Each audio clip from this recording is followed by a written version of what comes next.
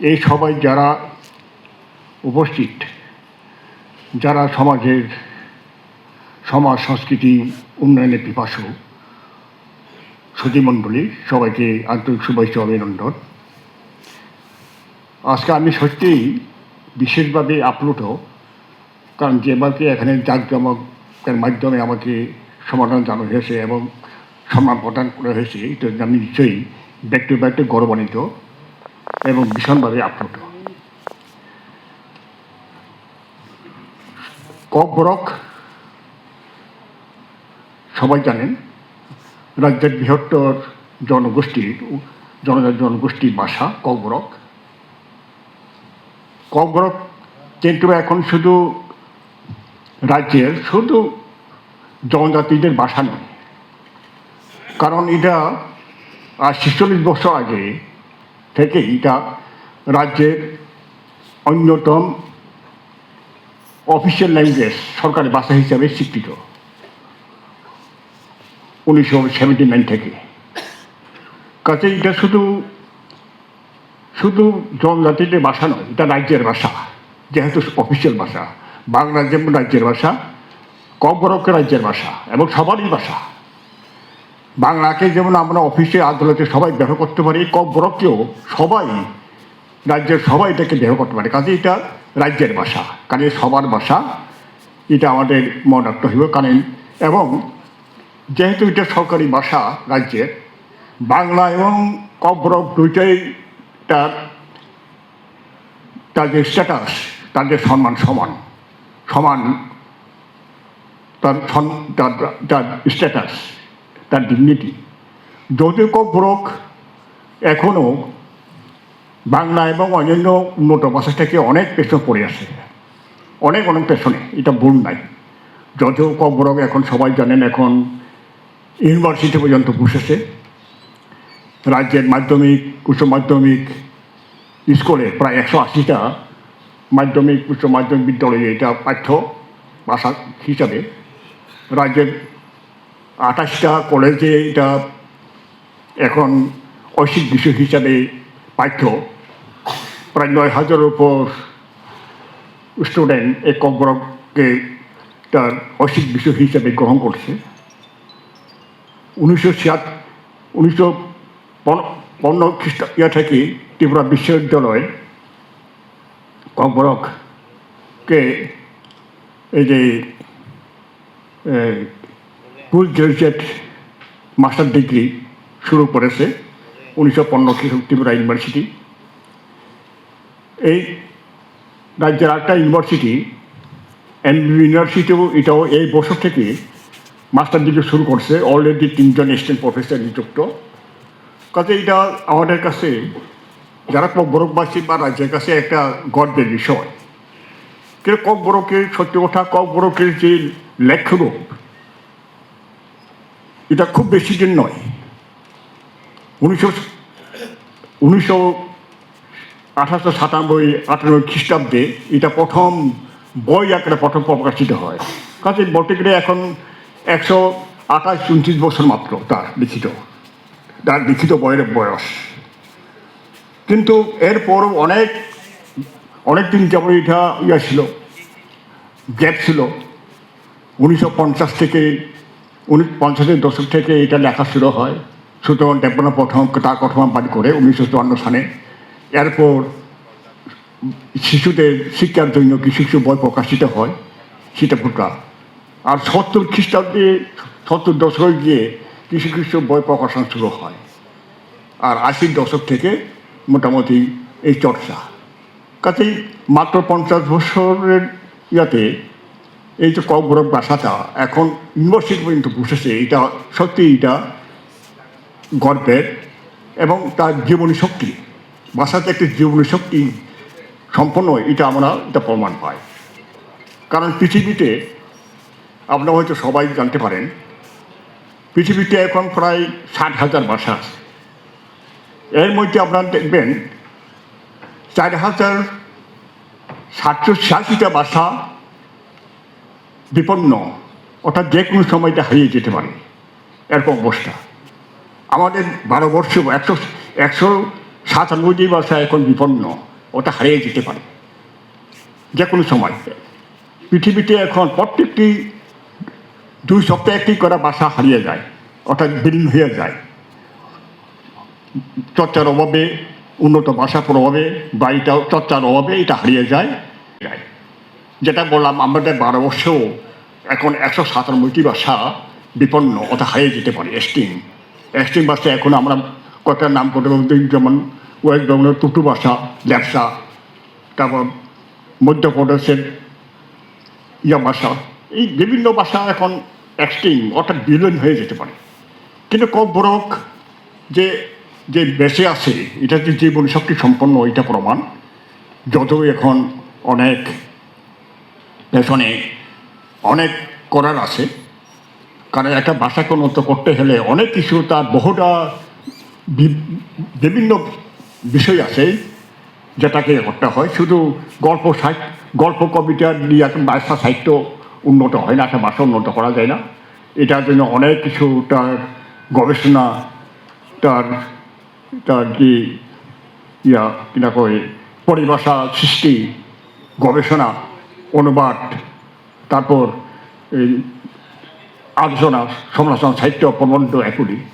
কিন্তু কোনো দিক এখনও এটা খুব বেশি এখন চর্চা হয়েছে, যেমন সমালোচনা সাহিত্য, সমালোচনা সাহিত্য গবেষণা একটু কম হইতেছে। কিন্তু আমি ব্যক্তিগতভাবে খুব বেশি করছি, এটা আমি কোনো দাবি করি না। গল্প কবিতা আমি লেখি না সাধারণত, আমি একটা প্রবন্ধ সাহিত্য দিয়ে আমি লিখি।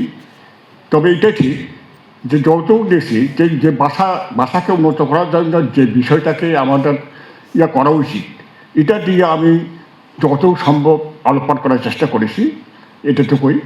তবু এই তুলনায় বলতে গেলে রাজ্য সরকার বা থেকে এটা আমার অনেক বেশি সম্মান পেয়েছি, যতটুকু করেছে। আমি খুব বেশি করেছি কম বর্গের জন্য, এটা আমি কোনো সময় দাবি করি না। কারণ এটা যে কোনো ভাষা, বিশেষ করে একটা জনজাতি ভাষা, যে লিখিত ভাষা বয়স হিসাবে মাত্র 128-29 বছর এবং 50 বছরের যে তার চর্চা, সেই ভাষাকে উন্নত করার জন্য এটা একক ব্যক্তির পক্ষে সম্ভব না। এটা যৌথ কার্যক্রম, যৌথভাবে এটা করতে হবে। কারণ সব মানুষের সব দিকটা যে চর্চা করা সম্ভব না। বিভিন্ন বিষয় আছে, যারা কবিতা লিখবেন, যারা কেউ ছোট গল্প, কেউ উপন্যাস, এইভাবে করতে হয়। কাজে আমি যেটা করেছি এটা হচ্ছে যে ভাষাটাকে উন্নত করার জন্য, যে ভাষাটা একটা উপেক্ষিত খুব বেশি করতেছে না, যে প্রবন্ধ সাহিত্য, এটা গবেষণা বা এটাকে ভাষাকে উন্নত করার জন্য কী কী বিষয়ের উপর গুরুত্ব আরোপ করতে হবে, এটা নিয়ে আমি যতটুকু সম্ভব, যতটুকু সাহিত্যের মধ্যে আমি এটা আলোচনা করার চেষ্টা করেছি এই মাত্র। কাজেই এই জন্যই যে বলি, এবং এই ভাষা এখন তো আমি বললাম ভাষা একটা রাজ্যের ভাষা, এবং আমি সবসময় বলি এই ভাষা উন্নত করার জন্য যে একটা রাজ্যের ভাষা, এটা যে কেউ চর্চা করতে পারে, এটা কোনো আপত্তি নাই। যে ভাষার যে টকাটা সেই যে কোনো ভাষা যে কেউ চর্চা করতে পারে, এবং এটা কেউ আপত্তি নাই। কারণ আমাদের ভারতবর্ষেও আপনার সবাই জানেন ইংরেজি ভাষা চর্চা করে খাঁটি সম্পন্ন হয়েছে এরকম অনেক মানুষ আছে আমার ভারতবর্ষেও। সলমন রুশদি, আন্তর্জাতিক বিখ্যাত সলমন রুশদির কথা জানে, যারা আন্তর্জাতিক বিখ্যাত ইংরাজি সাহিত্যে। এরপর এখানে আমাদের ভারতবর্ষে আমরা আছে অরুন্ধতী রায়, অমিতাভ ঘোষ, বিক্রম শেঠ, জুম্পা লাহিড়ী, খুব কম বয়সের। কিন্তু ওই জুম্পা লাহিড়ী গত বছর পুলিৎজার আন্তর্জাতিক যে সাহিত্য পুরস্কার তিনি পেয়েছেন গত বছর। কাজে যে কোনো ভাষা যে কেউ চর্চা করতে পারে। আমাদের এই যে কবরতের ভাষা এতটুকু বলছে, এটা আমি সবসময় বলি, সেখানে বাংলা ভাষাভাষী মানুষের অবদান এটা অনস্বীকার্য। যেমন শান্তিময় চক্রবর্তী, প্রভাষণ নদ্দর, কুণ্ডু চৌধুরী, ডক্টর সুধাংশু বিকাশ সাহা, ডক্টর অনন্দীচরণ ভট্টাচার্য, ডক্টর নীতি আচার্য, তারপর সেনভূমি রায়চৌধুরী, আরও অনেকে।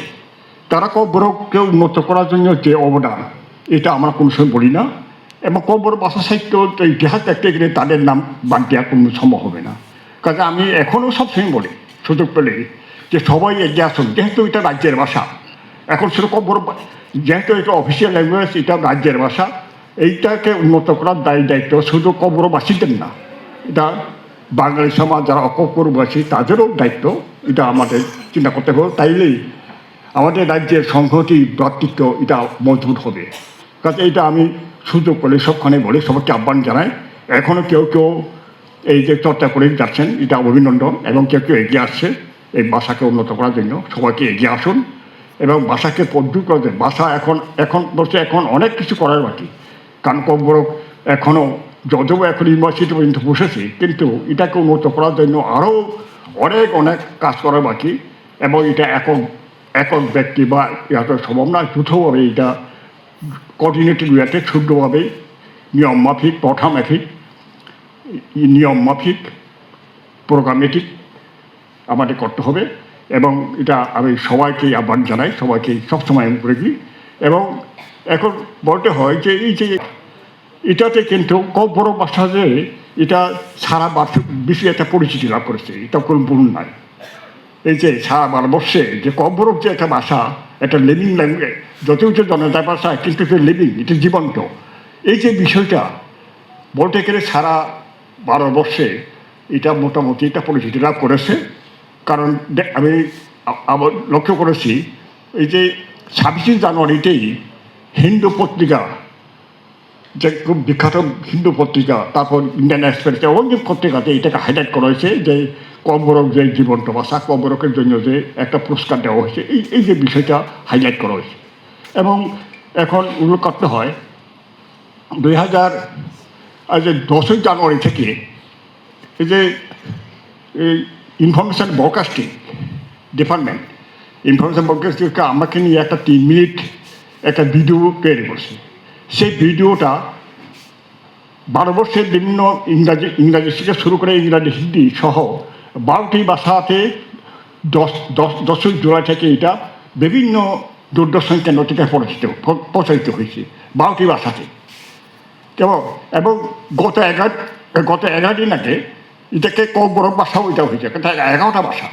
কাজে এটা আমি লক্ষ্য করছি, মধ্যে লক্ষ্য করি বিভিন্ন চ্যানেল, বিভিন্ন ভারতবর্ষের বিভিন্ন তেলেগু, মালায়ালাম, ইংরাজি সব ভাষাতে সব দূরদর্শনে এটা মোটামুটি পড়াশোনা হয়েছে। এবং এটা আমি করছি যে ইংরাজি যে প্রচার, সেখানে